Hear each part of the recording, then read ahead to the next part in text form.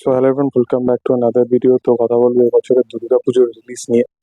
আমি কিছুদিন আগেই একটা ভিডিও বানাই দুর্গাপুজোর রিলিজের ওপর বেস্ট করে, এবং সেখানে ক্লিয়ারলি আমি এটা বলেছিলাম যে আহ, প্রসেনজিৎ চট্টোপাধ্যায় এবং অনির্বাণের মধ্যে যে দুটো ছবি, দুজনের কোলাবোরেশন করা একটা ছবি আসতে চলেছে, যেটা এসবিএফ এর এবছরে দুর্গাপুজো রিলিজ হতে পারে।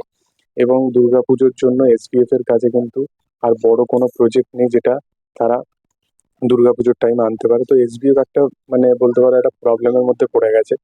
তার পিছনে রিজন এটা নয় যে জিৎ এই প্রসেনজিৎ এবং অনির্বাণের ছবিটা আসছে বলে সেটা নয়।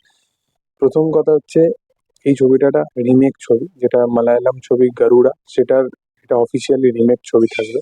এবং সেটা নিয়েও প্রবলেম নেই, কারণ ওই ছবিটা অনেকেই দেখেনি। এবং যেহেতু প্রসেনজিৎ অনির্বাণের ছবি, তো একটা কাইন্ড অফ অডিয়েন্স আছে যারা এই ছবিটা অবশ্যই দেখতে যাবে। এটা হচ্ছে প্রথম। দ্বিতীয় হচ্ছে, এসবিএফ যেটা চেয়েছিল, তারা চেয়েছিল যে একেন বাবুকে পুজোর সময় আনা, কিন্তু একেনের যে স্ক্রিপ্টটা ছিল সেটা কোথাও গিয়ে রাশিয়ার স্ক্রিপ্টের সাথে বেস্ট করা ছিল। তো সেই কারণ ওয়াইজ তারা একেন বাবুকে আনতে পারেনি। এবং একেন বাবুর যে স্কেডিউল ছিল সমস্ত কিছু রাশিয়ার মধ্যে শুট কমপ্লিট করে দুর্গাপুজোর টাইমে ওই ছবিটাকে আনা, সেটা তারা করতে পারেনি। অন্যদিকে সোনাদার যে ছবিটা ছিল, যেটা আবিরকে নিয়ে করার কথা ছিল, আবির এদিকে উইন্ডোজের সাথে বহুরূপী আনছে, তো আবিরকে নিয়ে ওটা করা সম্ভব নয়। নাহলে ওই ফ্র্যাঞ্চাইজের উপর কাজ করেও এসবিএফ কিন্তু বের করে দিত, কিছু একটা বড় হিটই দিয়ে দিত, কারণ একেন বাবুর একটা অডিয়েন্স আছে, সোনাদারও একটা অডিয়েন্স আছে। কিন্তু এদিকে বড় কিন্তু লেভেলের কিন্তু কিছু কাজ নেই। এবার গত বছরই প্রসেনজিৎ এবং অনির্বাণের একসাথে দশম অবতার এসেছিল, যেহেতু ফ্র্যাঞ্চাইজ ভ্যালু ছিল, স্টার ডিরেক্টর ছিল, এবং তার সাথে সাথে দুজন বড় মাপের অভিনেতা একসাথে, এবং দুজনেরই একটা ব্র্যান্ড ভ্যালু আছে। তো সবকিছু মিলিয়ে অডিয়েন্স অবশ্যই আহ, চেয়েছিল যে এই ছবিটা দেখতে, এবং ছবিটা দারুণ লেভেলে কালেকশনও করে, 6-7 কোটি টাকার মতো কালেকশনও করে, আমি যদি ভুল না হয়ে থাকি।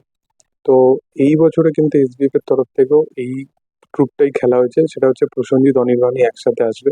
কিন্তু সমস্যা হয়ে গেছে এখানে যে এই ছবিটা যে পরিচালনা করতো রাহুল মুখার্জি, যে একজন ভালো পরিচালক, তাকে কিন্তু এই ছবিটা পরিচালনার কথা বলা হয়েছে, কিন্তু তাকে একটা ফেডারেশন দেওয়া হয়েছে এই কারণে, তাকে সে একটা চরকির জন্য, মানে বাংলাদেশের যে চরকি প্ল্যাটফর্ম আছে তার জন্য একটা ওয়েব সিরিজ শুট করছিল, এবং যেখানে তাদের কিছু কিছু ফেডারেশন আছে এবং কিছু কিছু রুলস রেগুলেশন আছে, যেটার বিপক্ষে গিয়ে সে নাকি কাজ করেছে, এবং যার জন্য নভেম্বর অবধি তাকে ব্যান করে দেওয়া হয়েছে। তো নভেম্বর অবধি যেহেতু ব্যান করে দেওয়া আছে, তো সে এই ছবি পরিচালনা করতে পারবে না। তো অন্যজনকে এসবিএফ প্ল্যান করেছে এই ছবিটা পরিচালনা করার জন্য। এই ছবিটা অন্যজনকে প্ল্যান করার সাথে সাথে এইখানে রাহুল মুখার্জিকে এক্সিকিউটিভ প্রডিউসার হিসাবে এই ছবির সাথে রাখা হয়েছে। কিন্তু ফেডারেশন যারা করেছে, ক্লেম করেছে, তাদের এন্ড থেকেও কিন্তু এই জিনিসটা আবার জানানো হয়েছে যে এই ছবিতে রাহুল মুখার্জিকে এক্সিকিউটিভ প্রডিউসার হিসাবেও কিন্তু রাখা যাবে না।